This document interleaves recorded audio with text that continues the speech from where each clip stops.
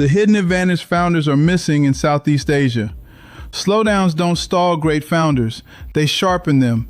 And right now in Southeast Asia, something big is shifting. Founders keep telling me the same thing. We're collecting more data than ever, but making decisions feels harder because volume doesn't equal clarity, and dashboards don't create direction. The founders who are pulling ahead aren't the ones with the biggest budgets. They're the ones using AI to see early signals the rest of the market misses. Predictive demand shifts, customer behavior patterns, risks before they become fires. When AI tightens your insight loop, the whole business moves faster.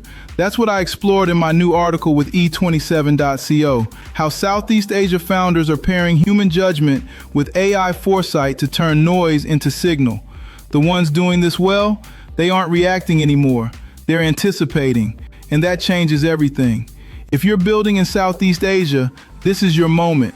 Clarity is the new competitive advantage, and AI, used the right way, gives it to you before the market moves. If you want access to the article or you want help tightening your AI insight loop, hit my link in the comments or DM me and I'll send it your way.